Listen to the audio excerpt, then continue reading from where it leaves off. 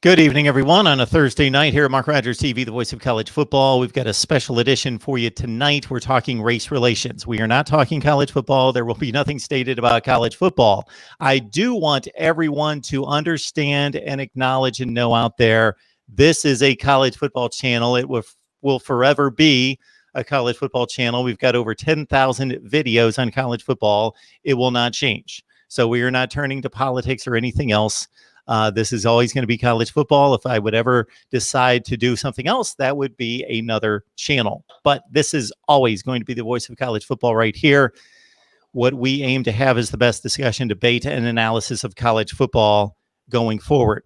That's our aim here. But we're delving into a topic right now that's just too enormous, too amazing from the standpoint of it just encompassing all of society, that we can't ignore it. We need to address it, and we need to have healthy conversations about it. So I appreciate the guest that I'm having on tonight. We've got Stephen M. Smith of Touchdown Alabama on the line, on the phone, and we also have Matt Lowry from Conquest Chronicles. So again, this is not a college football conversation. We're talking race relations. Going to have a nice, healthy discussion here. Hopefully discover some truth. And again, this is a college football channel, so don't be concerned with us veering off in another direction. Matt, Steven, how you doing tonight? Pretty good. How about you, Mark? Doing well, Mark. I like the way how you eloquently put that in voice code 5 different times. Well, I appreciate that. We've got our other two guests coming on the line. Here we go. Let me get them introduced as well. So I'm in the upper right or left, depending on what your screen looks like. I got, again, Matt Lowry from Conquest Chronicles to the side of me, James Coleman, Big Game James Coleman, below me from Fifth Quarter College Football, and Alonzo1219. You can catch him right here on YouTube, and on the phone, Stephen M. Smith of TouchdownAlabama.com. I let everyone know off the top, and will reiterate a number of times, this is a college football channel. We will forever talk college football. That's it. This is a huge topic, though, a huge concern for people across the nation. Obviously, you would have to be deaf and dumb not to understand the relevance and the weight of this topic. So we believe that it's important for it to be addressed and discussed in a healthy way. I appreciate everyone for stopping by. We've got a time limitation for a number of people. First and foremost would be Stephen on the phone. So let's start with your experience, Stephen, in regards to just that being it, just your experience in regards to race relations in this country and what you've experienced growing up as a young black male. Well, it's been a couple of them for me, especially Mark in this career. Though I enjoy what I do in this career, but there have been moments where if I've written a story for a brand, or if I've done something that on my own accord of my own research, I've been second guessed. I've been looked at as, well, how did he get the story? What caused for him to get the story? There have been moments where I may be in a press conference room, and I'm probably the only African American journalist in that room, and my hand is raised to address the coaching staff of a question. And the communication staff may look at me, but they don't call on me. They don't look toward me. They don't give me, the floor. I don't get a microphone, and that has happened for quite a number of years now, since I've been doing this extensively since 2011. So for me, just in my career, I have seen this happen to me a number of different times. And I don't want to question that experience in any one way, but I will ask the question: do you believe that was racially motivated? That slight. To me, it was just due to, as always, when you're in that setting, and there's always the same, people, everybody's raising their hands in the air to ask a question. Everybody's making eye contact. Of course, I'm sitting near the front of the room, so people see me, making eye contact with the moderators that are handing the microphones out to everybody. So the same people are getting this microphone every single time, and every single time when I am deliberately making eye contact and I see you looking at me and you're taking, people's names down. You're probably taking my name down, but I still don't get that microphone. I still don't get my chance to ask my question, because my question is just as, important as everybody else in the room, because we're all trying to figure out the same things. Yeah. So I want to be respectful of everyone's time. Stephen, thank you so much for starting off the conversation. Big Game James got about 45 or 50 minutes. Stephen's got only about 20, so I wanted him to speak first. But we'll go to... Thank you so much for starting off the... Absolutely. You can stay on the line if you'd like, Stephen. That's up to you, and we'll probably get back to you if you can. If not, that's fine. I'd like to hear from James as well in regards to, so I want to state off the top that I hope everyone here, my four Black colleagues and what I believe to call friends as well, that all of you have had positive experiences in your interactions and your friendships and so forth with not just white people, but with people of all backgrounds. So we'll not focus on that. We'd love to hear about that too, but obviously we want to deal with the problem. So we'll kick it to you next, James, in regards to your experience, in regards to the negatives that you've had to endure. Oh, I mean, the negative is just a lot of people. One, I was a former athlete at my school, so it's a lot of how did he get that? How did he get that? Or does he really know what he's talking about? Or is he intelligent? Or is he this? Or is he that? I mean, that's really the main thing, and it's access. It's amazing the amount of things that I've had to do to fight to get access at the university that I bled and I sweat for on that field and scored in both of those end zones. Being about credentials and really having to get into arguments about why I should be credentialed. Really, even the way that I started, we started the fifth quarter college football. It really started from being offered kind of a pseudo job with one of the reputable sites, and then the minute that I asked about, am I gonna? And I didn't care. I was just asking. I have my wife at the time. I owe her that. So hey, am I getting paid for this, or what are we doing? And then I had no contact with them anymore. Like it went from we want you to do offensive breakdowns and to like, they would have just been like, hey, we don't have anything. Like I do your show all the time, Mark. You don't pay me. So I mean, it's just I would have done it for the we'll get there. I would have done it for the experience, and it just it went from one thing to another. But it's really especially when you hired an African American coach, which is really the time that I've been through it. And he did a lot of things that he wasn't really that good. But everything that you write about is questioned. Are you really? Is this James? Why are you making it about this? And you're not. And really, I'm just trying to do a good job where I'm either critical or whether I'm not. And and that's really what it just comes down to. Without really getting too much into it, it's just really having to be on point, having to be really, really good. And to be honest with you, to summarize it, I'll share a story from a colleague of mine that really created a storm that really wasn't a storm today with Florida State. My man Tayshawn Reed. Tayshawn literally recorded Coach Norvell and what he said, like legitimately recorded it and wrote down verbatim from the recording. And the first thing that everybody did was thought that he was lying. Like they said, you're lying. Why are you trying to set him up? Why are you trying to set up a trap during the climate? Why are you still mad about Willie Taggart being fired? Why is this guy even covering Florida State? And I'm like, damn, all he did was really try to do a really good article on Florida State that would have looked good. But the first thing you guys questioned wasn't if the coach made a mistake. It was the black reporter got to be lying.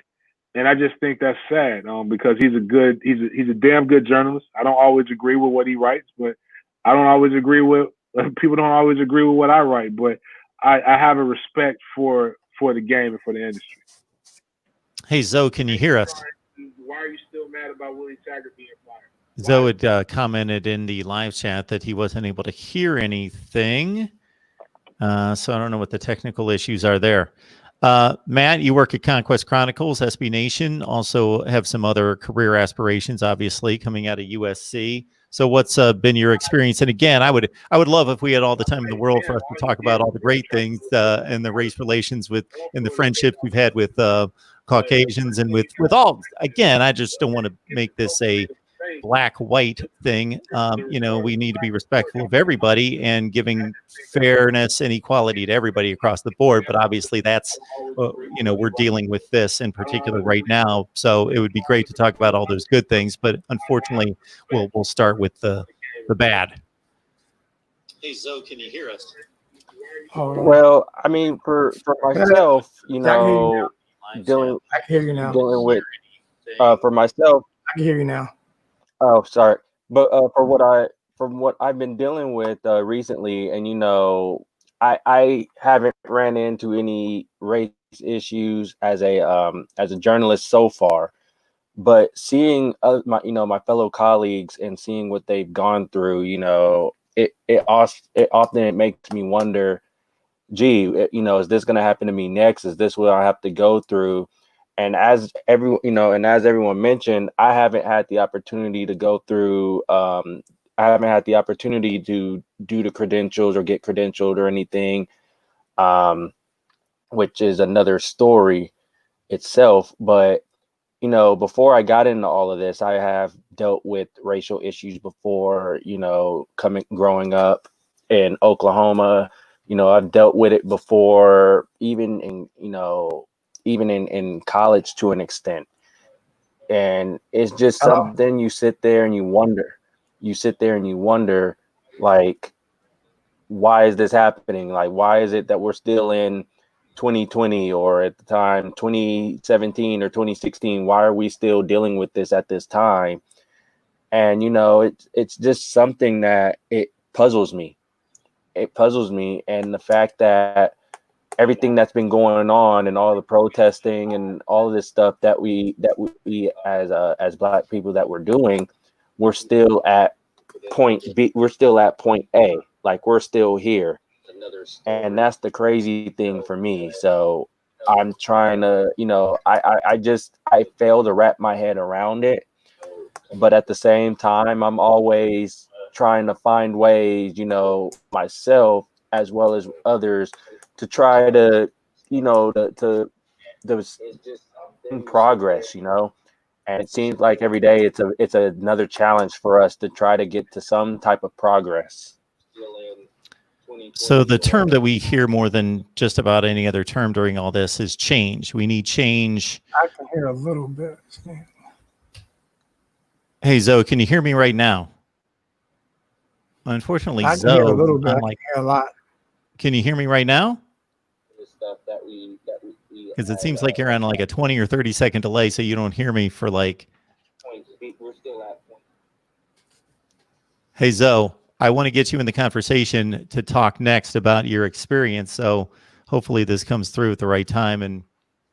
But based on your responses before, it sounded like you were getting it like 20 or 30 seconds later. But if you can hear this and you get it, then go right ahead. Seems like every day it's another challenge for us to try to get to some. He's still way behind. Okay. Yeah. Just in regards to change, so James, we'll go to you in regards to change, and we may have to stop you here just to get Zoe into the conversation. I keep hearing change, but I would like to hear a plan. I hear that former President Obama came out with a plan. I don't know that I heard anything from him during his presidency that regarded any kind of plan. I haven't seen the plan, but for you, what would change look like? What does it need to be?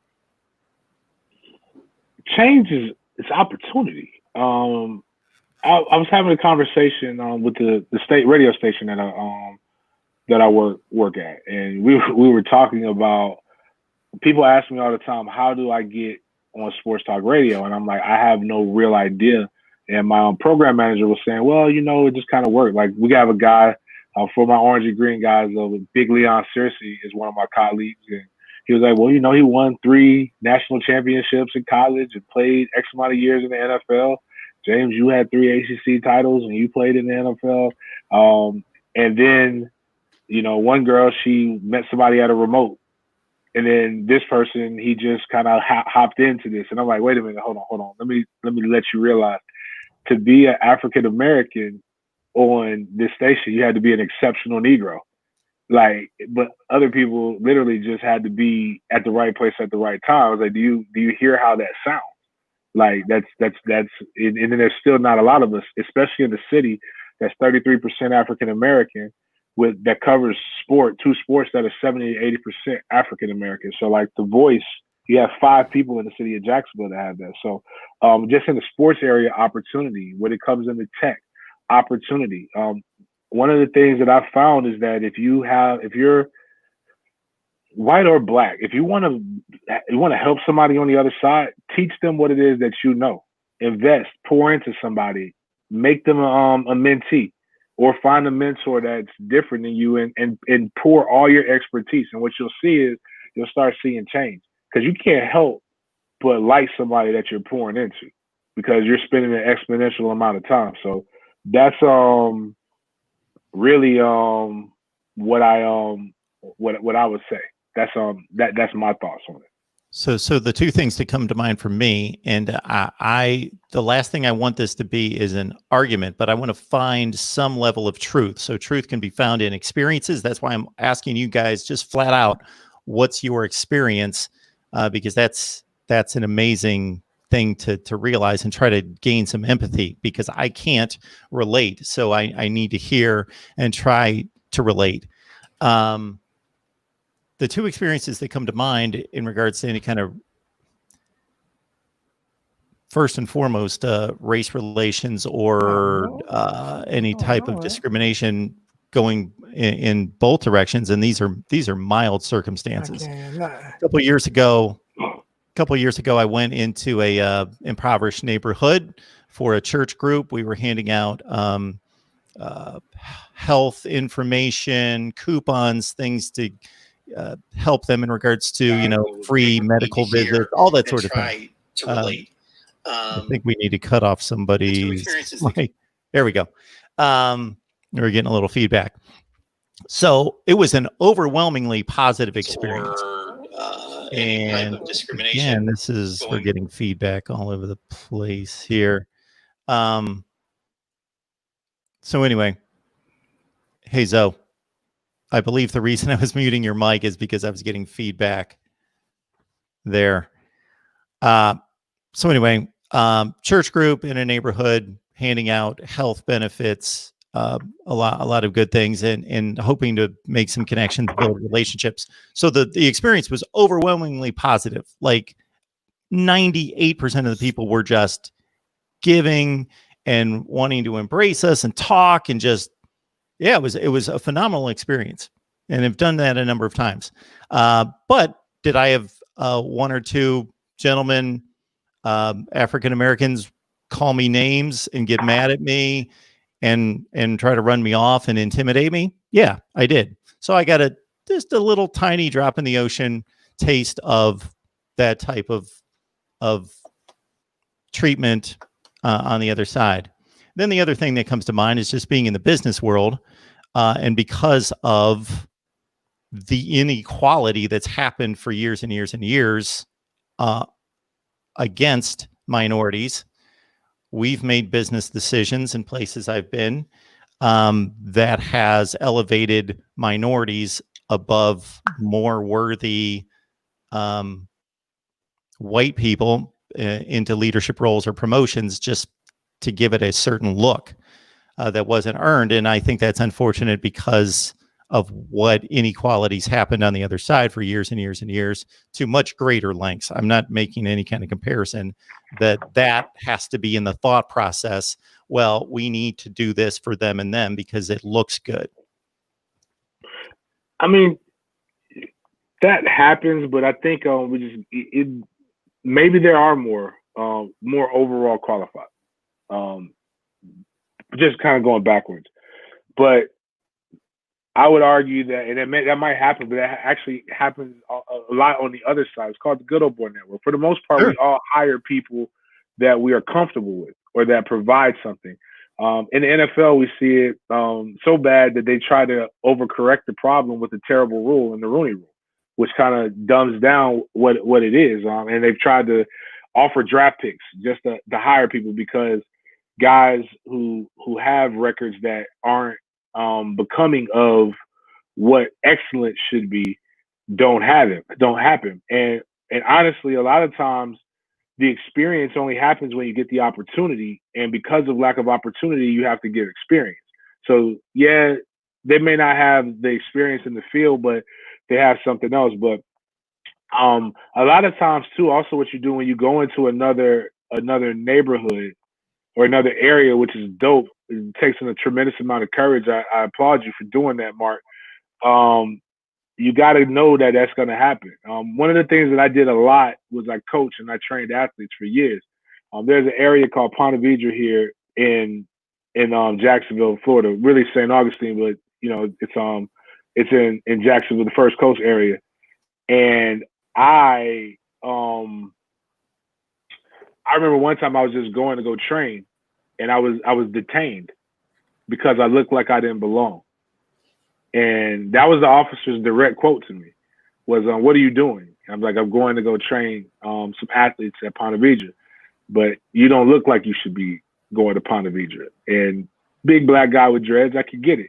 I didn't like it, but that was basically the reason why. So, you know, a lot of times it's really just about, you know, sucking it up. And like I always tell people this, people have no idea how tiring it is to be the first. Like, because you literally are always, you're the first, or you're the only person in the room who looks like you, which is an anxiety attack waiting to happen. So, I mean, those are things that, again, I think just need to happen, that have to happen over time. And the feeling that people feel that you're not qualified to do your job is something that always is in the back of your mind. And because of that, and you know that's to happen, you have a fear of failing, which other people don't necessarily have. So like if I fail, it makes it harder for the next person to come behind me. And that's the part that's just that a lot of people don't realize is I mean, at least I can't speak for everybody, but I do know that that's a burden that I always feel like when I take the air, I have to speak my mind, because if I don't, it's going to mess up the ability for somebody else. No, that's a great point that you make about my experience, in that if people came into my neighborhood, there would be a thought that, what do they think they're better than me, or what do they think I need to know or have, or so certainly, yeah, I was, if anything, it was much more of a positive experience than I anticipated, because like I say, 98% of the people were just amazing, just would talk, and we would just have conversations and great talk, and it was just phenomenal. And we're still having issues with Zoe. I don't know if he can hear me now. I don't believe so. Basically that he can't hear me. Now he's calling me on the phone. So Matt, we'll have you I gave you the hammer though, son. Like, you know what I'm saying? You put that shit to use, son. I can't hold on. Oh no, I can hear you, but for some reason I can't hear. Oh. I can't hear through the mic. I have no idea what's going on through the mic. okay. I have no idea why my mic isn't. I can hear myself, but I can't hear you guys. Okay, we'll just. I can hear myself fine. I just can't hear. I can't hear say you. I'm going to give him a hand cue and just start talking. So hopefully he got that. Maybe not.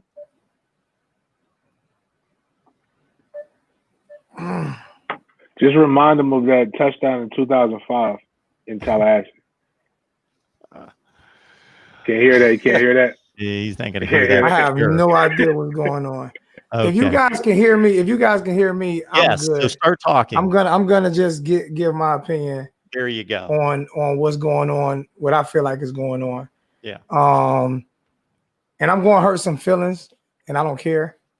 You know, I just speak it how I feel. until this is a great opportunity that Mark Rogers is doing. Until we get together and talk about things like this, they'll never be solved. So many people run from it. I remember talking about it last year a lot on the podcast, and people would say, "Why are you always bringing race into it?" Because race is always involved. People see things in black and white. Serious. People see things in black and white. They say we always see things in black and white. That goes for almost everything. We see things in black and white. And I never, like Colin Kaepernick, when we got to that situation, when he was sitting at the end of the bench, he never decided to kneel until a special forces member asked him to kneel in respect for the fallen soldiers, because that's what special forces do. So when he did that, and they spent their own narrative on why he kneeled, they spent their own narrative on why he kneeled. And those protests, it wasn't big protests, but it was enough to get him kicked out of the league.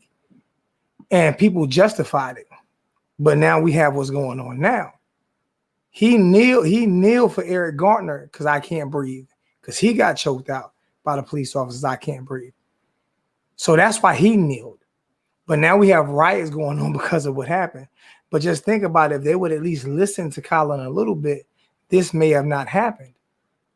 Another thing is people, and I'm gonna be straight up honest with you. People tell black people to move on and forget. This is always told to black people that was in the past. Move on and forget. Well, why can't you move on and why can't you move on and forget? Because you still fly a Confederate flag that was not a part of the United States of America ever. The war was lost. So are you unpatriotic?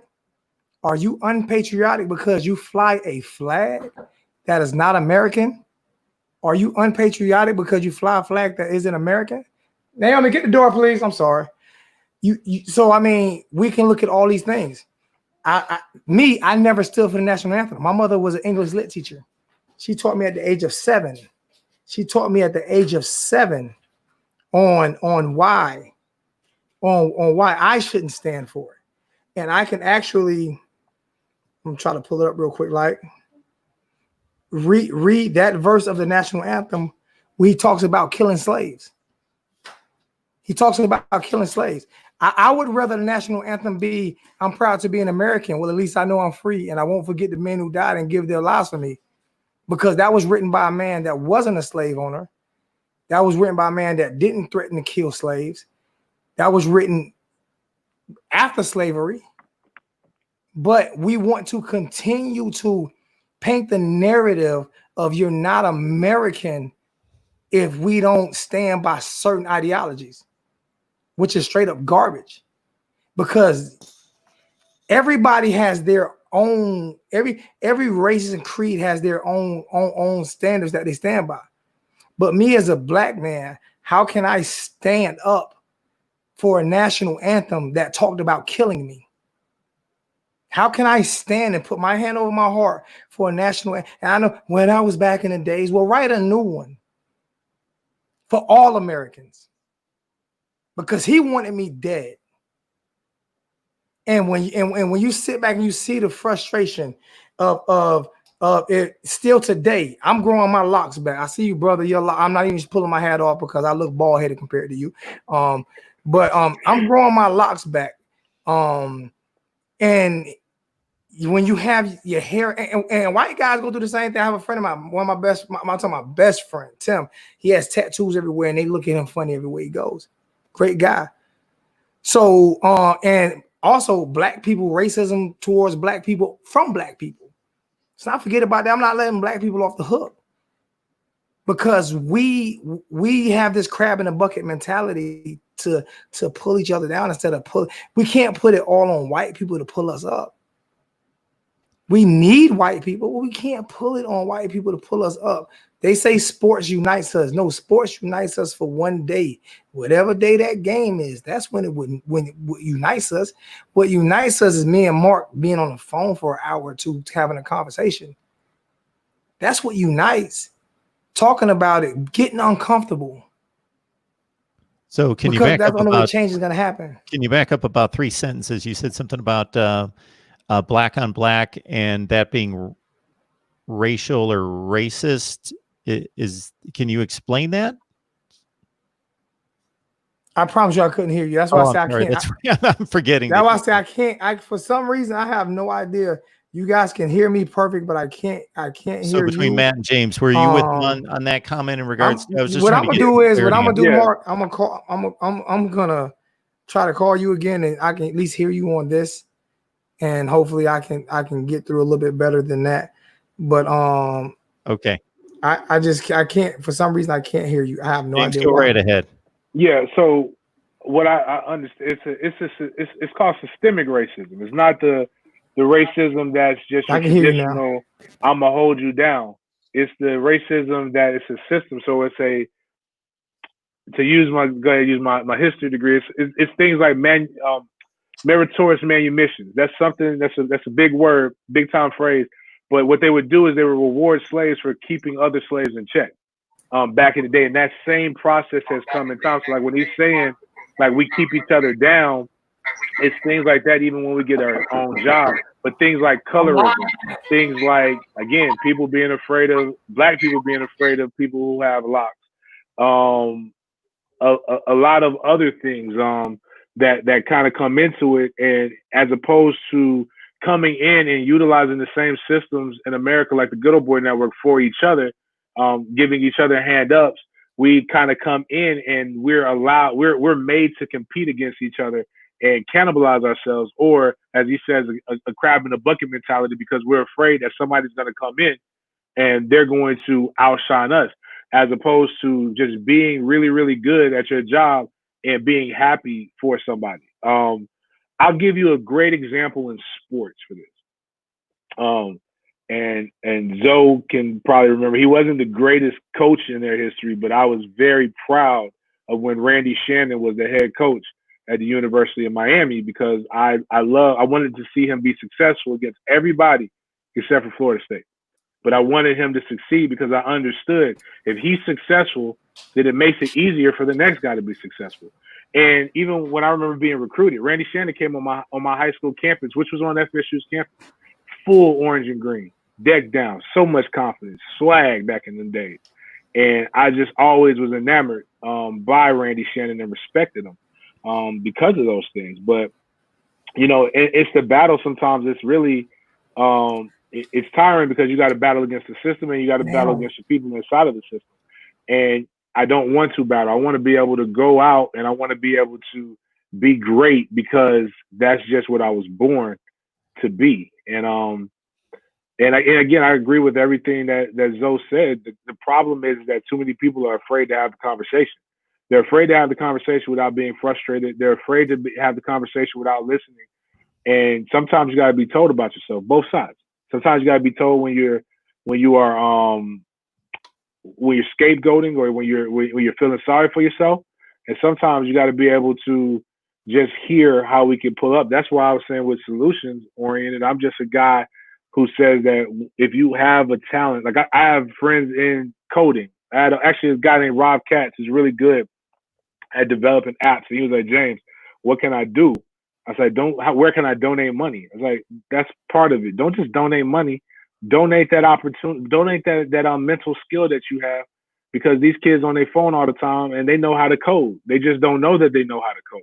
Teach them how to code. Teach them how to do this. I joke and say the last thing the hood needs is another football camp. The hood needs some opportunities to show people how to make money. Make money with their hands. That's the only reason I play football, is because I saw the opportunity to make money at the end. But if you can show me another way to be able to provide and make money outside of outside of the temporary money that you see the dope boys, the pimps, that everybody else make, then I'm going to probably aspire to be that. It's just you don't see those things. So you guys bring up a great point in regards to so I'm just a white guy who's ignorant about a lot of this, and so therefore I just open myself up to you guys talk to me and I learn, and but I'm it was brought up in the live chat here, something about never stating the term African American. So right there, sometimes I use the term black, sometimes I use the term African American. I don't know if I'm being I'm not being inconsiderate, but am I projecting myself to be inconsiderate in terms of using those terms? I don't know.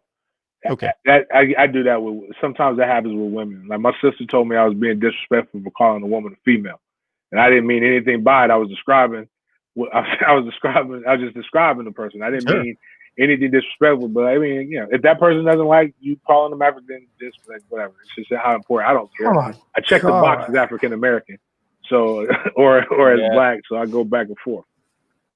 I'm probably Hispanic and Irish too. I don't know. I don't know. Like look at my skin tone. I wish I was darker. Sure. But I'm sure I'm a big Negro. I'm sure back in the day, the master had a lot of fun with the people in my family and breeded us. That's how football players were made. I can make that. I can make that joke. You can't make that joke, Mark. I know. I just want to let you know that. But I'm sure there's a lot more of other stuff. I know enough. A lot of this comes down to fear. I'm right? telling you, I'm having the most aggravating time because I can hear you guys a little bit, and I can read some doggone lips, but I can hear you guys a little bit. But my mic, I have no idea. So can you hear me right now? Why you guys? If you can, we'll let you talk. If not, I'm going to mute you. Coming from you guys. I'm just sitting here like, what? I guess I'm going to mute him. My mic is not muted. I don't know. I keep muting him and he unmutes himself. Shoot, lost my train of thought just in regards to, okay, so I'm a data guy to a certain extent when we talk college football. I'm always rolling out the stats, the metrics, and so forth, even though more than anything, I just love sitting here watching a game. So I'm not a stats geek. I'm not a guy that crunches numbers, but I try to figure out what's going on. And so if, I finally got it. You with us? I finally figured it out. All right. Listen to me for a minute here, Zoe. Okay, here we go. So if any Florida State fan or Miami fan is going to tell me they get the best team in the world and they're 6-7, I'm obviously going to go straight to the record and say, boom, you're 6-7. You're not very good. You've been good, but you're not very good right now. When we see statistics, and I tried to gather as much as I could here, and most of what I found was from the Washington Post, but I found other sources. I see statistics that obviously have to be put into context, but I see statistics that don't necessarily equate to what we see out being protested, meaning that we see that it's more likely that a black male is going to kill a police officer than a police officer is going to kill a black male, for example. And I unfortunately got tied up. I wanted to jot down all these stats before we came on, and I was on the phone with someone and couldn't go through all of it. But in regards to the stats, don't seem to justify and I know there's a whole lot more to it. The three of you have had to endure things that I haven't. So I want to get this straight. But in regards to the life and death situations, the stats don't seem to justify the protesting. Let's do this. Let's do this first. Can I get in? I've been struggling, man. My mic caught the coronavirus. Go to it. First off, I'm not African American. All right, I'm Black American. I'm not African American. Okay. None of my family, nobody. I'm Indigenous American. Sure. I'm Choctaw. None of my family's ever been to Africa. 2% of slave ships made here. All right.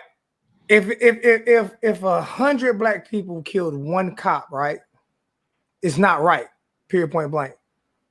But those black people that killed cops didn't put on badges to protect and serve. They didn't put on badges to protect and serve. When you put that badge on to protect and serve, you're held to a different standard. You're held to a higher standard. So you have to protect and serve. I've been slammed on the ground, body slammed on my way to school by a police officer. And believe me, it's not just white police. I would rather get pulled over by a white police officer than a black police officer. Explain that. Because James said the same thing the other day, something similar to that. Because black cops want to show out. They want to show that we're gonna fit in. Okay. We're not gonna let your color.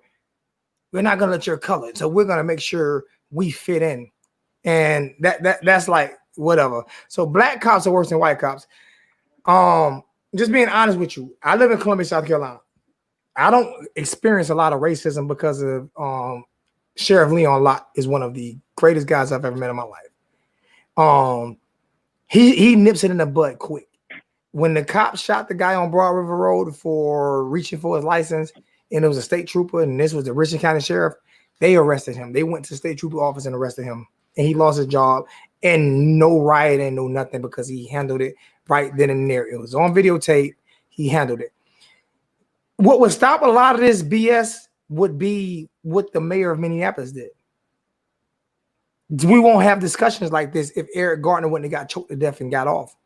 There's only been one, I think in history of this country, there's only been one police officer get convicted of murdering a person, a black person. And I think that's in Charleston, South Carolina, when he tried to throw the gun by him. So yes, stats can tell you some of the story, but it doesn't tell you tell you the whole story. Plenty of people have been killed by cops, choked out that day. Like they're trying to say what's the name guy? He had heart disease or something like that. That's why he died. He died because he had his knee on his neck. Which knee would you rather have? Colin Kaepernick's knee on the ground or that man's knee on that guy's neck? You know, so these are the things that we go through every single day of our life. And people are, I'm just gonna be honest with you, white people are so, not all, white people are so afraid to talk about it. And if people would actually just sit down and talk about it and discuss it, we could solve the problem so easy. Young white people get it. Young black people get it because whether it's a violent protest or it's not, whatever is a protest. This country was built on violent protesting. The Boston Tea Party was a violent protest. This country was built on that. Most people know most people know their Second Amendment right. Nobody know their First Amendment right. It's amazing. I know my Second Amendment right is the right to bear arms. What's your First Amendment right? Freedom of speech, freedom of protest. People don't even know that. That's what they put in the Constitution. So, I mean, it's like black people, we get demonized for being abused. And it's not fair that we get demonized for being abused. I mean, no matter what the situation is, we get demonized for being abused. We have never been on a level playing field in this country ever. And never will be. We'll never be on a level playing field. But at the same time, we just want to be respected and heard and understood because it hurts. So when people lash out, they lash out. But you guys, what was the guy that said black people are three quarters of a human being or something like that? No, we're human, and you still have people that feel that way. Like you're not human. Like old girl told LeBron James, shut up and dribble. Now, if I would have told her to shut up and go have a baby, I would have been wrong, right? But that may not necessarily been a racist comment. It was, Mark. It was She I'm literally not just saying said, that it's Mark, not. It was Mark, racist. what I'm saying is, you got to compare apples and apples. She So literally James, went let on me say yesterday. something She real literally quick. went on yesterday and said Drew Brees has a right to be heard. She told What Colin LeBron Kaepernick James did. and KD and Colin Kaepernick to shut up and dribble, but she said Drew Brees Okay. has a right to have an All right. opinion. So But those I are the think same. sometimes, do you guys agree that sometimes we run to the race card and I just think jerks are being jerks? No, it's Right. the race. It's the It's race. the No, race I'm card. not talking It's about the this card to be particular played. situation. It's the race car. It's the race car. I'm gonna tell you why. Because it's been going on for so many years. I just recently, just the other day. The lady in Central Park. I'm going to call and say that there's a African American. She made sure she put that in there while she's choking her dog. I tried to call PETA on her, but the lines was full. She's literally choking her dog and raised her voice and let the police know that there's an African American male. So I'm gonna Harassing her. rethink. This is what I'm talking about, you guys. This is what I'm talking about. A couple weeks ago, man, I'm gonna tread lightly because of the connection here. But ESPN demoted its Monday Night Football play-by-play combination of a white play-by-play guy and a black analyst. There was a very successful commentator who used to work at ESPN. I'll just say it because she used to work there, Jamel Hill, who went out and made this a racial issue. What I saw was ESPN fired a white play-by-play guy and a black analyst. How can we make that a racial issue that they weren't They were targeting apparently the analyst, the black analyst, but not the play-by-play guy. They got fired as well. Oh, or let me ask you demoted. this real quick. It's kind of what I said in the beginning. How many at ESPN who made their bones with football and basketball, actually with the Cup, now they're doing a better job, but how many white play-by-play guys represent that in comparison to the black African Americans that are on the field? Like if we're talking about percentages, and that's the thing. Now I don't necessarily agree with Jamel on that one, but because Booker just wasn't any good at his job. That would be my opinion. Because Booker did the same thing that John Madden got a video game for by stating the obvious. But I just don't think that makes you good. But there are times when we can maybe have a discussion or when we have an argument. But there are times when people like Laurel Ingram, who my man Zoe was referring to, consistently does that. She made it the race card, and we didn't. Tell Drew Brees to shut up and throw a damn football. And Exactly. and you have no way to play the race card. It's equality, but it's not. And going back to the statistics, and I love what Zoe brought up, because I always have to tell people that if you don't want to be a police officer, if you're afraid, don't take your scary ass and join the police force. You are the worst type of person to be there, because we gave you a gun and some authority, and now you're going to invoke your fear to white, black, Hispanic, or whoever. You're going to terrorize the community out of a fear that you have. But here's the thing. So I've got a daughter who's going to Southern. I've got two gorgeous boys. I'm too loud? No. I love to show my daughter. Dennis, I hear Jay. Okay. All right. My bad. I got to go on after this. Their mother is in the military. When she's been over to the dirt twice, right? And she's been in firefights where an actual war zone, where somebody fires at her, like they shot at her. If they bet, and one thing that she told me when we were dating, she said, when I shoot back, we better be shooting back at the right people, because if we kill the wrong person, we go to Fort Leavenworth. That's a scary. That's not a cool prison. That ain't Club Fed. That's like a real prison. There are real rules of engagement in a real war zone. So when we come back over here to the United States, which isn't a war zone, no matter how bad it is, it's not a war zone. You're dealing with American citizens. Now, it may be bad, but it's not a war zone. There aren't rules of engagements. You can kill an American citizen, white, black, or whatever, and if it's the wrong person, you get the benefit of the doubt. We have higher standards for our American military, who are in a much more stressful situation, than we do for our own police department. And the crazy thing is, most of the guys in infantry that are doing that are 18 to 24 years old. So do you mean to tell me that an 18 to 24-year-old hopped up on testosterone can actually perform their job and actually under duress and have an idea of what they're doing better than an adult? You know like, why? That's the crazy part, because the reason why is because they understand that if I mess up, I'm going to go to jail. That's or not I might die. That's not the reason why. I'm gonna tell you the reason why. I'm gonna be honest with you. What do the Bloods, Crips, Latin Kings, Gangster Disciples, Vice Lords, MS-13, 13th Street Gang, and the police department all have in common? The no snitch code. Don't snitch. The no snitch code. The police officers have that blue shield of silence. That's why the other police officers got arrested today. Protect my brother no matter what. Because only 1% of cops are bad. But the problem is it's another 40% of them that will not snitch on the bad cops. They don't hold each other accountable. Exactly. So you treat your department like a gang. This no snitch. You're held to a higher standard. You can't do that. If I see somebody doing something wrong, I'm not in the streets. I'm a civilian. If I see somebody getting killed, it's my obligation to say something, to do something. So it's definitely the police's obligation, but they have this blue wall of silence.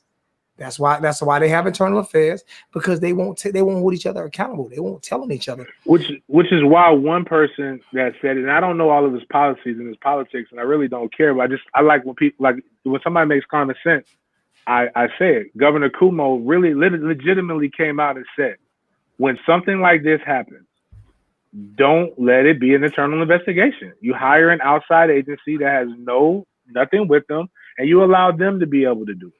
But I'll say this: what's going on today, and because I gotta go, and I appreciate you guys having me.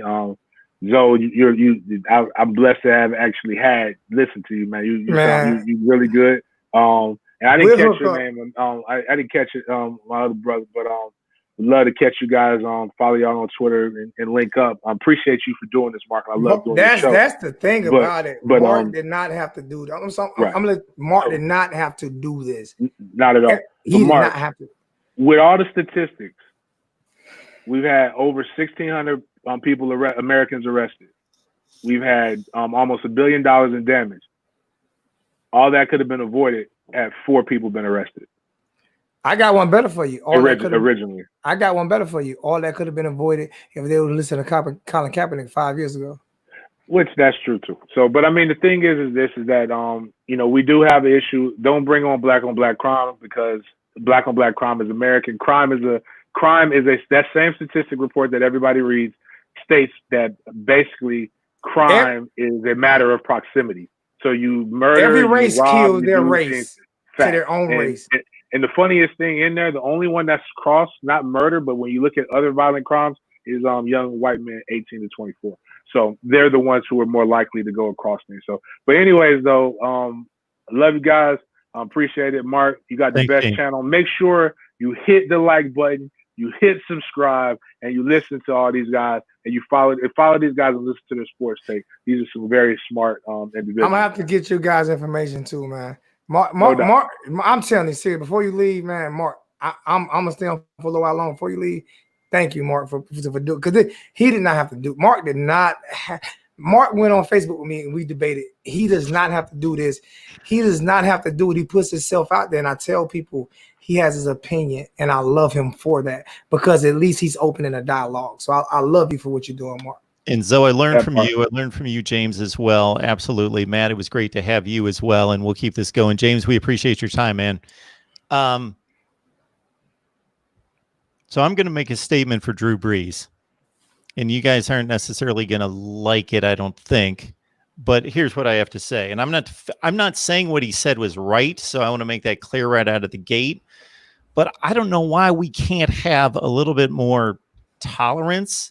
So based on what I know of Drew Brees before today, there hasn't been anything that he's done to show himself to be racist. Based on what I know, I don't know the man, but all I know is that he's just been a great guy, a giving guy, a generous guy. He's given to great causes, done what seems to be all the right things. And he's been extremely blessed, obviously, with God-given talent that he's turned into a ton of money, obviously. But he's been an upstanding guy. So, as you eloquently stated, Zoe, there is a reason why, and a explanation of why Colin Kaepernick chose to do what he did that makes total sense in a silent, peaceful protest. Drew Brees I got to tell you, when that first happened, before I learned more about it, when that first happened, I was upset about it too. He's dishonoring the flag. What's he doing? Can't he just speak out or do something else? So forth and so on. Drew Brees still feels that way. So Drew Brees thinks I believe the statement was, I can't support anyone who disrespects the flag. But see, that shows his ignorance, though. Well, because I'm saying, he's Mark, offended by this. Can I let me finish? Yes, sir. Just real quick. Let me finish. Yeah. He feels disrespected by this. He feels offended by this. Can't we just have somebody on the other side say, man, this is not what we're doing. We're doing this. And I know it's been explained to Drew Brees, and he didn't agree, or he still felt disrespected because he has a long lineage of military in his family. Can't we just come to a place sometimes and just say, you see it like that, you feel disrespected, but we're not, we're good. We're good. You're not racist, and you know that we're not. And so can we just be okay with, you disagree, I disagree. Can't we just disagree sometimes? No, we can't disagree. We can't disagree in this country. No, we can't disagree on this because we didn't because Colin Kaepernick got killed for doing what a military man told him to do. Got killed, got blackballed at the NFL. So no, we can't disagree. I'm not going to let him slide. I'm not calling him a racist. I'm not calling him a Well, a racist. lot of people did. You know that a lot of people did. I'm not calling him a racist. He's getting just obliterated. He's supposed to. He's supposed to. He's not getting what Colin Kaepernick got done to him. I don't know. For one day, No, what's on my Twitter feed? For one day, Colin Kaepernick's been 5 years. It's been 5 years. We spent 400 years in slavery. This is Jim Crow ended 50 years ago. I'm 44. Okay, no, he cannot. Now, am I saying he should be kicked out of the NFL? No, he's a great player. He's gonna play. His players are gonna rally behind him. They're gonna talk. He's gonna play, but he deserves every word he's getting today. He deserves every word, because my thing is 40% of the military is Black and Hispanic. 40%. My grandfather fought. My wife fought. My daughter's going to fight. My other daughter's going to fight. My uncle fought. My cousin fought. My brother went to Somalia twice, and Afghanistan, and Iraq. So no, he can't be forgiven. I think we can be a little bit more understanding. And no, I cannot. Say, you know what? Answer this question. We don't agree on how that should be displayed. Why did he not do his research? Because if he's so armed, if he's so pro-military, then he would have knew that the guy from the Army Special Forces is the one who told Colin Kaepernick to kneel in respect of the fallen soldiers. So if you're so military, if you know so much about the military, I know the 75th Regiment because my brother-in-law is in the 75th Regiment. They are just as high as the Navy SEALs, if not higher. So if you are so pro-military, then name some stuff. Don't just say I'm pro-military to make yourself look good, because we all have family who fight. So throw the military thing out of it, because it was never about the military. Never.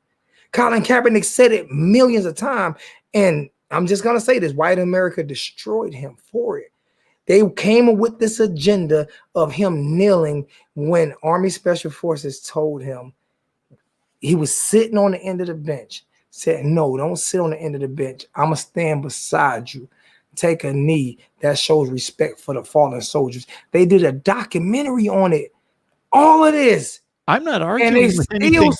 And they still say he's disrespecting America by respecting the soldiers. Okay, the more I discovered and learned about it, partially from you, I changed my thought because I didn't know. I just thought we all stand and salute the flag. What's he doing? So, boom. So Drew Brees is just in a place where, again, we're talking about an individual that's done all the right things. But so did Colin Kaepernick. And that's then he just makes a statement that I don't like that. I'm not going to support. I think we should have a little bit more leeway in this country to have free speech and have some disagreement. I think, and this is what my thing was with it. I think it's the timing of when he said it. Well, sure. I think the timing of it and the situation that we have going on right now at hand is playing a huge factor into it. You know, that's what I think. You know, I think the moment he said it and the situation that we have going on and all of this stuff is why it's such a big. It's a good reason to why it's such a big issue to begin with. That's where I take it from in terms of that. See, I wouldn't have a problem with what Drew Brees did if they didn't have a problem with Colin Kaepernick did. And I'm reading your comment, Logan. I'm going to send you the video of the Army Special Forces guy who said that that's what they do. And my brother-in-law who was in the 75th Regiment, I will let you conversate with him. And he says that's what they do. He didn't say when they did it, but he said they take a knee to show respect for the fallen soldiers. My thing is, it was a peaceful protest. You know, was disrespect is that national anthem. That's what's disrespect. To be honest, we talk about an anthem that talks about killing slaves. And if we're ever going to be one, When the Revolutionary War was, I say it right now, I said it again. When the Revolutionary War was fought, it's in that international anthem say, "Land of the free, home of the braves." Land of the free, home of the brave. Oh, I definitely wasn't free, but I was brave. We had no rights. So how are we going to change if we stay the same? We can't ask black people to do better and act better and change and then at the same sense say, let white people just say, okay, we're going to do it the way we want to do it. It's not fair. It's not. It's just not. We're asking for equality. Like I said, I'm proud to be an American. Well, at least I know I'm free. I love that song. I love that song. That could be national. They can make national anthem today, and I put my hand on my heart every day because I know he was. I don't even care if he was a racist. I mean, I don't even care if he was a racist. He wasn't a slave or a murderer. You see what I'm saying? No one asked the Jews to stand for anything that Adolf Hitler wrote. You would not have a Cuban guy from America stand for anything that Fidel Castro wrote. And that's why I say it goes deeper than just what happened now. It is a long time coming. Sure. And until we all do what you did, that's why I say I love you, Mark, because you did not have to do this. You giving us a platform to where we can breathe. And to be honest with you, this was probably the most excited I've been when you hit me yesterday. I was just like, he's giving me a platform where I can be respectfully do this. And me and Mark go back years. Mark was in Orlando with, we go back years. Voice of College Football. We've had agreements, disagreements. We was in my Facebook chat the other day disagreeing, and somebody said something that they didn't like. I said, oh, no. He has a right to his opinion because he always gives me a right to my opinion on his show. So you're not going to disrespect Mark. It's not going to happen. I'll block you first. But if more white, I'm saying it because white people are the majority. If more white people could do what you're doing and have a dialogue, and we come to some type of bipartisanship, it would work. Until then, these things are going to happen. Well, there's basically three reasons why I do this. Number one, I love people, and it doesn't matter who you are. So I'll take a perfect example. I remember walking down Laguna Beach one time. So Matt, that's probably fairly close to where you are. Yeah. Remember walking down Laguna Beach, and you see a lot of strange looking people, right? They're doing their art on the street and everything. You know, the first thing that went through my mind was, man, these people look, they just look weird. But you know what the second thought through my mind was? It was, don't judge them. You could go up and have some great conversations with these people. You're not judging; they just look weird. Mark, if you look weird, Mark, I got a stomach, right? So my next thought, hang on just a second, was I hope they don't judge me because I got basketball shorts on and I just look like an old jock and that's how I dress, that I'm just some normal white dude, that hopefully they'll talk to me because I'd like to talk to them. All right, so. Now don't call me pregnant. Just I got don't call me pregnant. But if somebody call me pregnant, I can't get mad. That means my fat behind need to lose some more weight. That's all that is. That's all that is, man. I mean, we have to be able to have just dialogue like this, man, where it's not heated. It's gonna be. It might get we're men. There's gonna be a little testosterone, But like I can say it over and over again, Mark. And me and Ingo, we on the phone all the time. We argue about everything. But that's my brother. I love him to death. His daughter. Me and Logan talk all the time. He's military. I love him to death. I've told people I've had more white people support my channel than black people. I'm just being honest with you. I've had it's the truth. It's the truth. At the same time, no, I'm still black in America. I hate being called African American. That's a Jesse Jackson term. He need to be slapped for that. No, see, that's where it's a good exchange, because I've heard different things about that, so I just threw it out there, and you were respectful enough just to say, "Hey, this is the origin of this. Please don't call me that." And there you go. Exactly. You know what bothers me out? You know what help the country better as well too? How about I don't have to put my race on my job application? How about I want to dismantle parties? I want to dismantle Republican, Democrat, and that would be great. And independent parties and just vote for who you want to vote for. because now there do you know how much hate that would eliminate? I say this all the time. I voted for Republicans. I voted for Democrats. I voted for I'm an independent. And I say that I'm not going to say all, but I'm saying this flat out. Most Republicans are not racist, but most racists are Republicans. And that's what I mean by it could be I understand 90, what you're saying. it could be 90% of Republicans are not racist, but most racists are Republicans is what Yeah. and I wouldn't be surprised. And it's because I want to be something, you know. I want to do. Listen, man. If they took all the racist people and put them on the island, let them kill themselves. If I'm talking the black racists, the white racists, the Mexican racists, put them all on one island. Just drop them off on one island and let us live at peace. You know what I'm saying? Absolutely. I'm just being honest with you because I enjoy talking football. I enjoy, you know, but you can, as a black man, I can see the racial overtones sometimes. Like when Tate Martell came to Miami, I could see the racial overtones behind that. You know, I could see it. How, and it's even amongst black people, light skin, dark skin. It's even amongst black people, light skin, dark skin. We have our own race issues within our own race. You know, it's crazy. Like, and I don't see it ever being completely fixed, but I swear to you, if people like Mark, myself, yourself, if we can do dialogues like this on different platforms, Mark and Junior and the Big Dog made me upgrade to StreamYard because I got tired of getting left out. I had DeanYard. I had DeanYard. I got tired of being left out, but Mark has educated me so much. I've sat on the phone with Mark for hours at a time. I mean, just straight up talking education and never about color. Never. Yeah, I've learned a lot from you. No question about that. I don't see Mark as a white person. I see Mark as a brother. Yeah, and that's kind of what I was starting to run down in terms of why I'm doing this is because number one, I just love people, and I'm no saint. I don't want it to sound like that, but I just don't.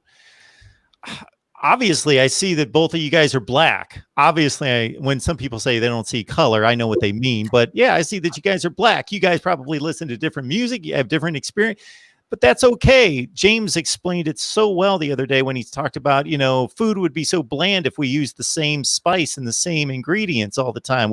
It makes life interesting when everybody's all different. And so that's great. And I also want to find out what the truth is about all this stuff. And that's why I looked up statistics. That's why I learned from Zoe and other people. I want to find out what the truth is out there. And also I just want to make this better.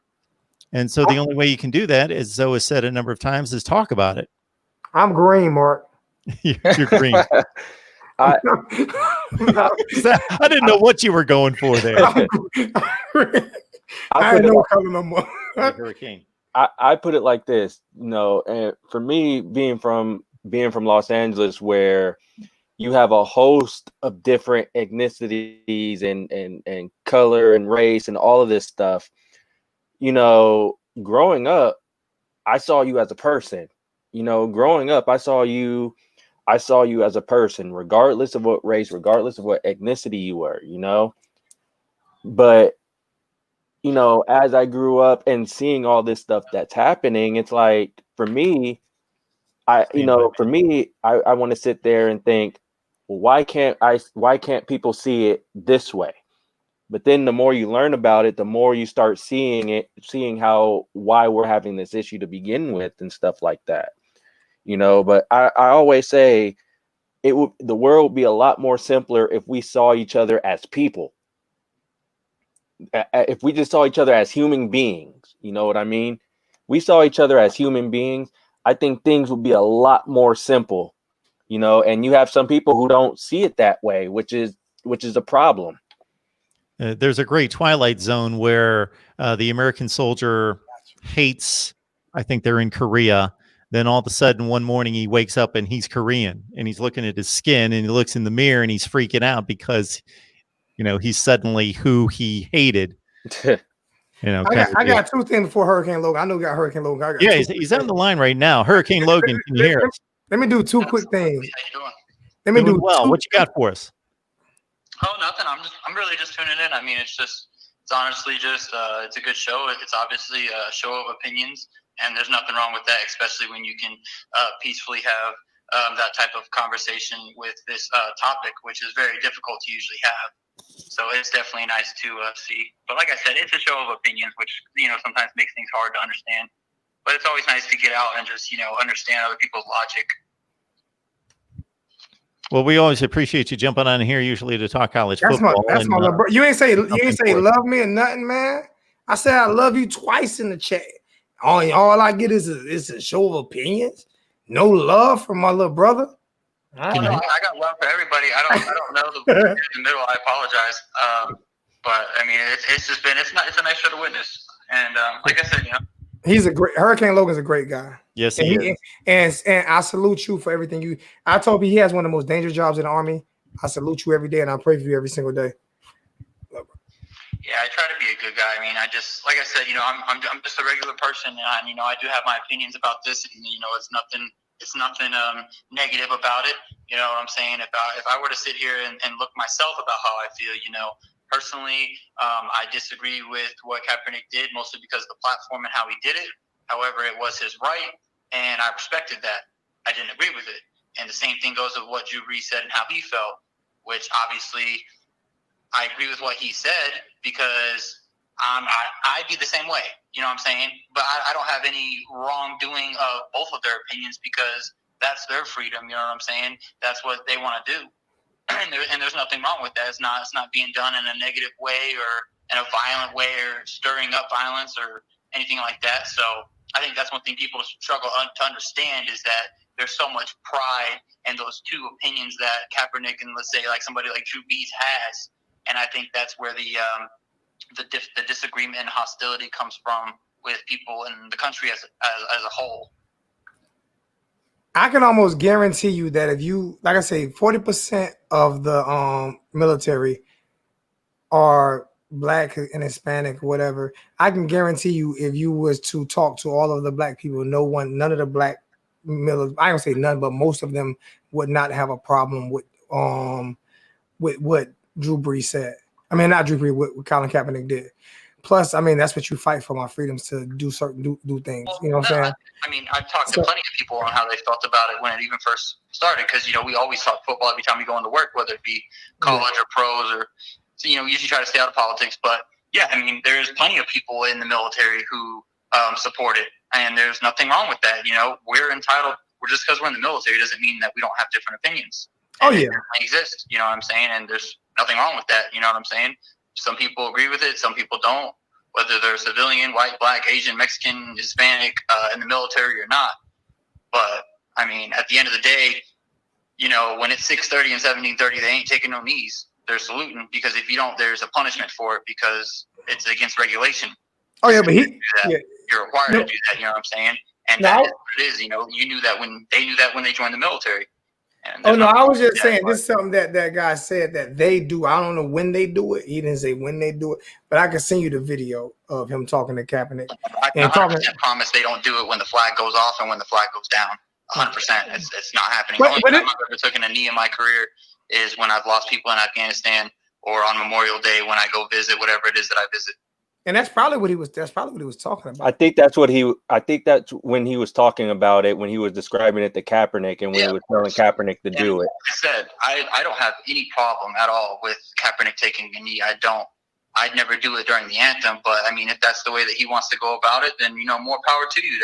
That's your right. And a lot of people have gotten behind him in the movement that he's done. And, that's good on him, man. I don't have anything negative to say because, like I said, that's his right to do, just like it is anyone else's right. The only time I disagree with somebody is when they push an agenda to cause violence, which is illegal. You know what I'm saying? So other than that, I mean, it's a freedom of speech.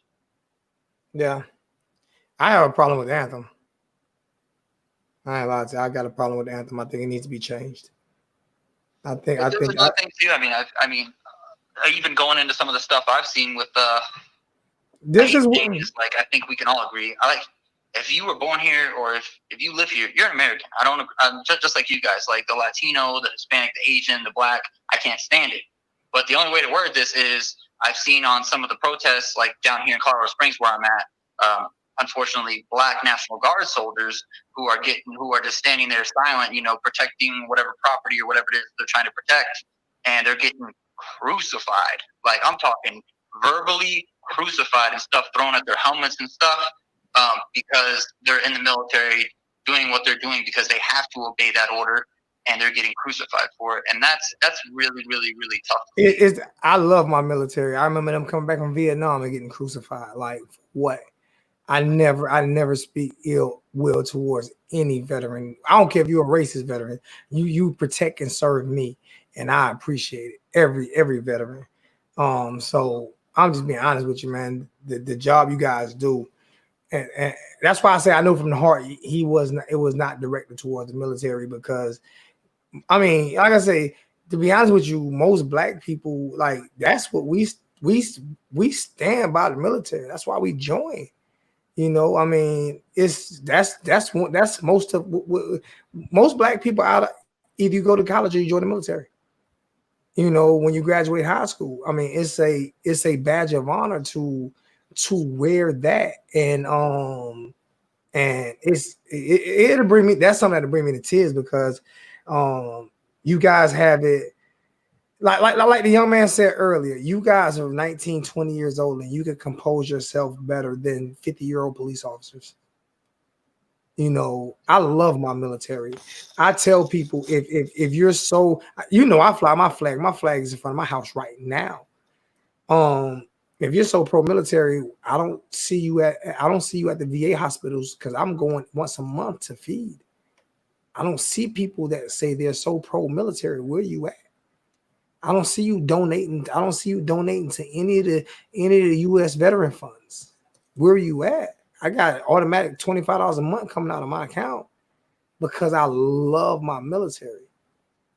But I guess that's one thing, like, to kind of jump subject too. But like, I guess one thing that bothers me is obviously, like, there's a lot going on right now in this country, and it's really tough to deal with, man. And a lot of people of all types of race, skin color, whatever you want to call it, are very angry, and they should be, as I am. I'm very happy that the charge was upped on the first officer and all three were charged. It's well deserved, and it should be more. And hopefully, honestly, they don't make it where they're going to be in jail. But going with that, it's just what sucks the most, I guess, is what's been going on social media, because like everything just feels, and obviously you can kind of see it's very divided, especially on social media. And like, what I can't stand personally with me is how I always get labeled as being privileged, and that bothers the hell out of me, because like, I mean, I'll be straight up. Nothing about my life in these 26 years has been privileged. You know why white people go get to college and pay for that all life. So I ended up joining the military, and I've actually ended up embracing it because of what it's been. You know what I'm saying? And it's been the best thing that's ever happened to me, because it made me grow up by myself. That's really what it was.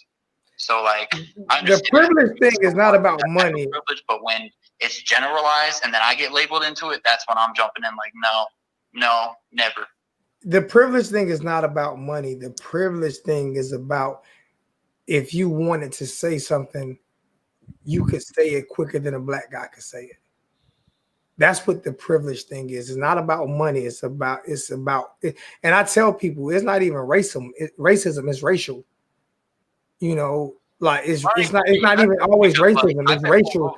People I've been pulled over in my car. Who knows? Yeah. I'll pull you over too. You be doing 210 miles an hour in that Mustang. No. I'm talking like, just going from like a logic standpoint. I've been treated like dog, you know what, from police, and it's literally like, pull me over, come to my window, and it's just straight up disrespect, like just like that, because of whatever, because I look young and I have a nice car, whatever, and I get disrespected for that, and it's very insulting. You know why? They think you privileged because they're working hard and they don't have your car, and you got cops that the other day, man, a crazy encounter. I was kind of appalled because I was at a red light going to work and I was playing Meek Mill, I had my windows down. And the dude next to me literally said, like, you don't have a right to play that kind of music.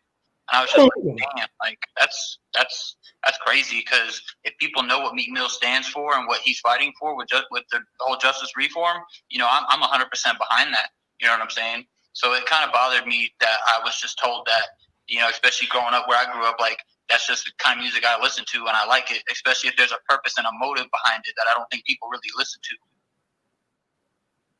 I think hip hop is why the younger generation actually gets it more.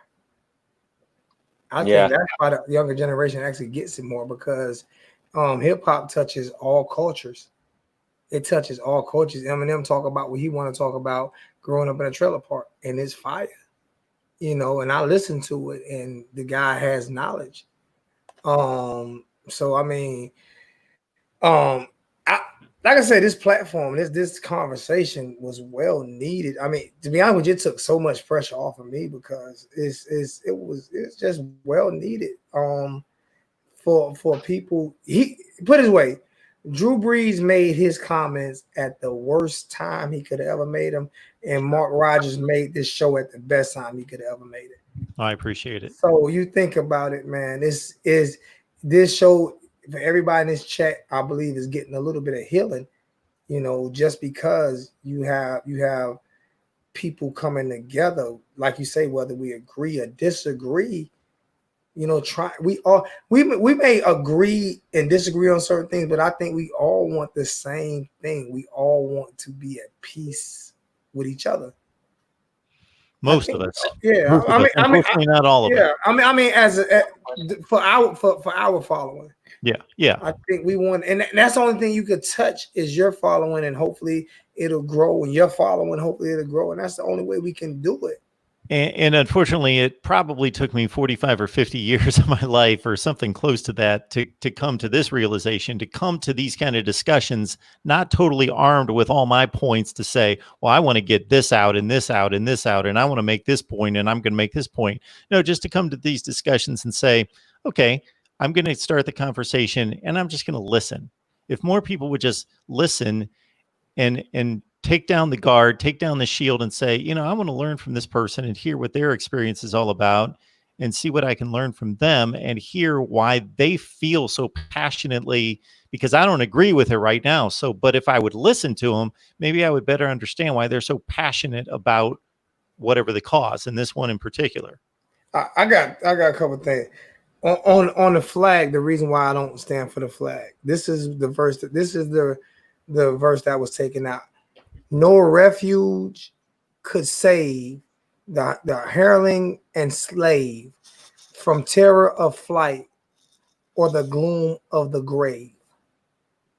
You know, so I mean, you're that right there. It's like, it's wow to me, and that's one thing that I can't get behind. But like I said, the other song, I love it. I can get behind that. And I understand the climate at the time. Exactly. So I think we need to understand that, Zoe. Yeah, but at the same time, listen to me. At the same time, you can't go to Germany and see anything of Hitler. Anything. Sure. He's our Hitler. He's our Hitler. You do understand. He's our Hitler. You do understand that if I would have been raised in 1750 by different parents in a different time, I would have a whole lot different things to say and different mindset than raised by the parents I was in the 1970s and 80s to be a Christian and to be loving and forgiving of everyone. He was a Christian. Well, maybe.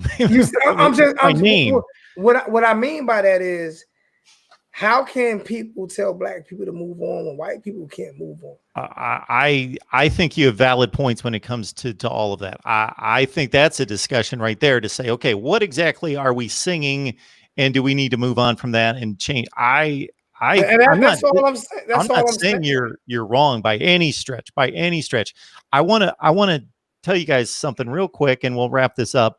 I came across, I love the NFL Network, love the NFL documentaries, and they do a documentary on every Super Bowl team. So I'm watching the Super Bowl I documentary. So this is 1966 Green Bay Packers. And I thought this was very telling. So Bill Curry, he was the rookie center for the Green Bay Packers. They won the world championship. he was coming from Alabama in the University of Alabama. So he told the story that he goes, I had always played on all white football teams. This is before desegregation in the SEC. So he always played on a white football team in Alabama. He said, so suddenly I'm in a locker room with black athletes. And he said, and he was ashamed of this, but he said, I was taught growing up, I'm smarter, I'm more special, I'm elite, I'm this, I'm that, I'm better. But he said, you know, within a few weeks, I'm in an NFL training camp and I've got black professional football players who are being nice to me, being kind to me, befriending me, showing me their techniques, teaching me how to be a professional. And he said, I was like conflicted because inside my heart was telling me these guys are just like me. They're going to be my friends. But I'd grown up for 20 some years being told what I am by my family, who I love. But he said, you know, it didn't take long for me to determine that's all a bunch of crap. And that's what I was looking at from what was the movie, the military movie, Full Metal Jacket. You remember the Hey, Hurricane, we appreciate you jumping on. You remember the racist white guy in Full Metal Jacket that would call the black guy the N-word all the time? Yeah. But they were best friends. And when that black guy got killed, that white guy got killed, right? He was so you could see the pain. So it was taught in his mind to hate black people, but in his heart he really didn't. Yeah. And it showed. You know what I'm saying? And those are the things. And what I'm gonna get this last one out. I'll be done. Because Indigo wanted me to get it out. He said Indigo was talking to a guy one day, and he called him black. He called the guy black. He said, I'm not black.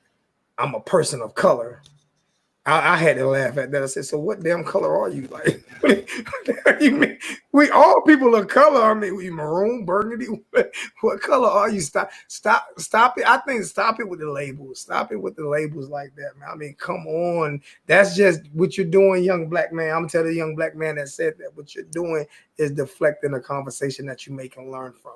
Well, Zoe, I'm going to admit it comes out of my mouth all the time. If I said, you know, if I'm talking to my son and I said, yeah, such and such guy today at work, yeah, this black guy, blah, blah, blah. Well, if it would have been a white guy, I wouldn't have said, yeah. I was talking to this white guy at work today, you know, and I won't say that unless I need to say that to differentiate who he is. You could distinguish that, but when he said he said, I'm not black, I'm a person of color. Yeah. We all people of color, all of us. That's why they say people of color. I'm a little darker in the summer. Yeah, but we're all people. You're not see-through. We're all people of color. That's right. So we're going to give everybody one more thing to say, and we'll go around the room here with Hurricane Logan first. Oh yeah, mine's real short and simple because my wife's going to kick my behind if I don't go back inside. But one thing I'll say is, first of all, I do appreciate it. Doing the show, it was awesome to watch. I really enjoyed it, and it's nice to meet the gentleman in the middle. I did not get his name. So Matt Lowry, he works for SB Nation Conquest Chronicles, covering USC. Oh wow, okay, nice. And then obviously Zoe, and then Mark. I appreciate you adding me on Facebook. It's really nice to be here on the phone with you. I appreciate it. But one thing I'm going to say is that before I go is. Anytime that I witness, and I'm just going to say it straight up because it is what it is. If anytime I ever witness a black person being mistreated by law enforcement or even a punk ass civilian, I intervene right away. And I'm going to tell you right now that if I would have been there during that whole Floyd thing, I promise you he'd still be breathing, and I'd probably be shot or in jail, but he would be alive. And it takes that kind of person to put down the phone and do that. He has that much passion. I truly believe him. Hurricane Logan is a different breed. He's a different breed, man. I've met him, talked to him. I love his father. He's a different breed. He's really passionate and he loves everybody. I love that guy. I do. And we had wars, but he's a different breed. Hurricane Logan, you've supported the channel and the show for a long time, so I appreciate that. I'm so honored that between you and Zoe, I've learned a lot more about you today, and so you've got certainly my utmost respect for what you do. Likewise, I appreciate it, and you guys have a great weekend and a good night. Appreciate that. Okay, Matt, you got the floor one more time if you have anything else to say. Yeah, I do. In all honesty, Mark, I want to say thank you for putting this together. Like Zoe said, this is something you didn't have to do, but you took the time to put it together and to give us a platform to voice ourselves. And I think that's the most important thing, is that we need to have conversations like this, and to bring awareness to what's going on. So I appreciate you, Mark, for putting this together. Zoe, I appreciate the words that you were sharing today. Although I had to stop and just listen, because Zoe, a lot of what you were saying was a lot of what I was thinking. So, I appreciate the words that you were saying today too. And just my biggest thing is for everybody is just, is hopefully we can come together and come to some type of solution, something, and try to educate ourselves, or try to just educate, on the situation at hand. Because I feel if we do that, we can come to a lot more understanding. And if we have conversations like this, we can come to more of an understanding. So I appreciate you guys for this. Okay, Zoe. I want to say one thing to you though. It's a little bit of humor, man, but I'm kind of upset with USC, because how did y'all not get Ricky on the field before he got shot? Y'all recruited Ricky, you know what I'm saying, and then he got shot in the back and Boys in the Hood. How did y'all not get him on the field? How did y'all not get him on campus first? I don't know if you know what I'm talking. You know what I'm talking about, right? Can you hear me? I don't know if he can hear it. Hey, Matt, you got us? Yeah, it's lagging. It's lagging a little bit. Oh, my bad. I said, how did y'all not get Ricky on the field before he got killed? You went to USC. How did he get killed before he got? Ricky should have never made it out of. He should have made it out of Boys in the Hood, man. He should have. Man, that was a tragedy, man. That was tragedy. It was. And what's crazy about that too is this: we don't know what he would have done at SC after or right after that if he never got shot. It's a movie called Boys in the Hood, and a guy named Ricky, played by what's his name? I forgot who. Morris Chestnut. Morris Chestnut. He had just got accepted to the University of Southern California to play football, and like the same night he got killed, and it was crazy. It was, but that's what I'm talking. It was a little inside thing, but I've always respected USC, man, and you said you sound like a very intelligent guy. I'm glad, man. Mark put together. This was amazing. This was amazing. Wow. To be able to be, I'm at all. And Mark, you, Logan, gave me different perspectives. I think the only thing I said I would not change my mind on is the anthem, but certain things that Mark said that made me think, like, I don't hate Drew Brees for what he said. I just think he said it at the wrong time. I don't think Drew Brees is a racist. Never thought he was a racist. I just think that he said it at the wrong time. And I think the apology was kind of, I think he probably should have waited a few more days for the apology just because of the way it sounded. But at the same time, he'll be forgiven. I just hope Colin gets one more shot, at least to play backup in the NFL, because then that would make that right. He's better than most of the starting quarterbacks, so he could definitely be a backup. Well, we could debate that, but there's no question he's got a place in the NFL. There is no way that a guy is good enough to lead a team to a Super Bowl and put up the kind of numbers that he did as both a passer and runner that year, and suddenly 2 years later he's not good enough to make one of 96 spots, first, second, third string quarterbacks on an NFL roster. That's 32 times 3, 96 spots. That's just nuts. I just think that the main thing is hopefully people, for the people who don't like what Kaepernick did, if you want people to forgive Drew Brees for what he did, then you have to have it in your heart to forgive Colin Kaepernick for what he did. I don't want this to turn into a whole other discussion, though. But don't we think that I don't know what the number is, that some of those NFL teams were making a decision that, yeah, we're not going to keep him down, but others were just making a business decision to say, yeah, under normal circumstances, he could be our backup quarterback or our starting quarterback, but we just don't want to deal with it. Yeah. They weren't necessarily saying we personally think that's right or wrong what he did, but we just don't want, from a business standpoint, it's just not worth it. It was strictly business. I don't think it had anything to do with racial. I think every single owner, it was business. It was not racial. Then I'm not going to deal with. But you know where I fought black people at? That's where I fought black people at. Because you don't have to buy tickets. If you would have stopped watching the damn game, then you could have affected them that way. And they would have been like saying, okay, now we're not getting no TV revenue. And TV revenue was more than ticket revenue. Okay. So if you don't watch the games, then now they have to say, because white people were smart.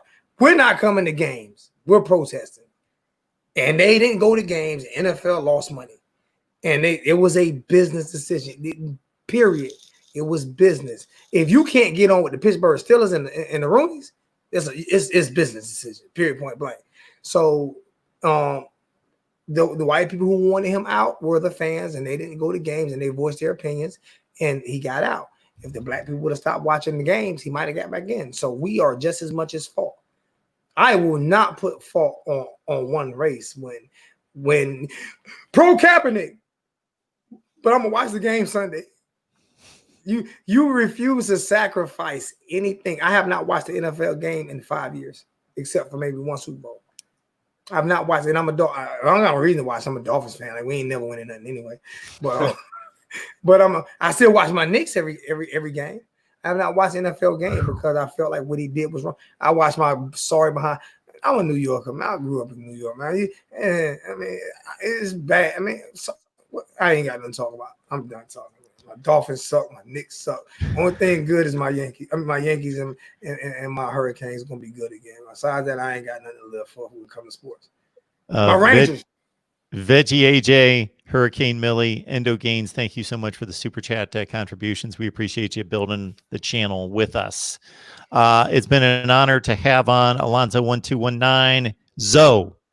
Just goes by Zoe, but check out his YouTube channel for a discussion on Miami football. And he certainly dives into social issues as well on a regular basis. So join Zoe over at Alonzo1219 right here on YouTube. Zoe, I appreciate that you took the time to respond to my invite.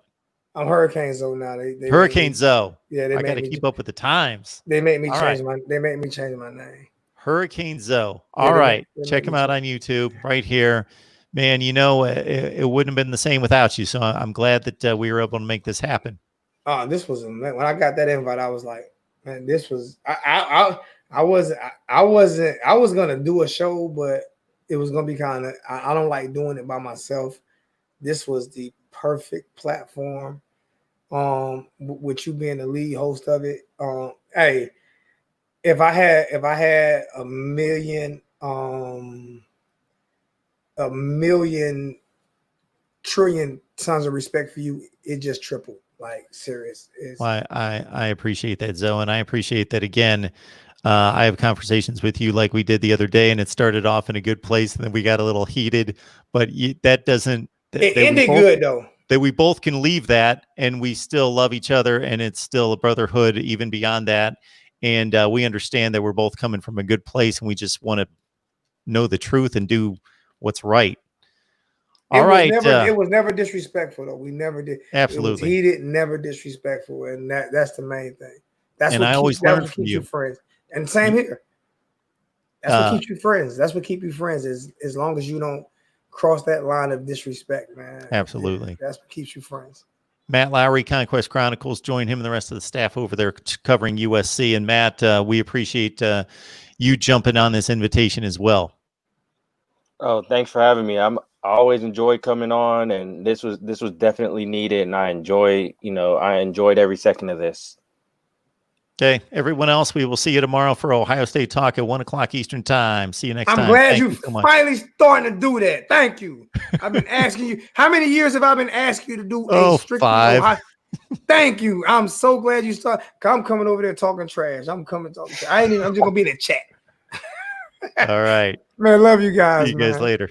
All right. Appreciate it.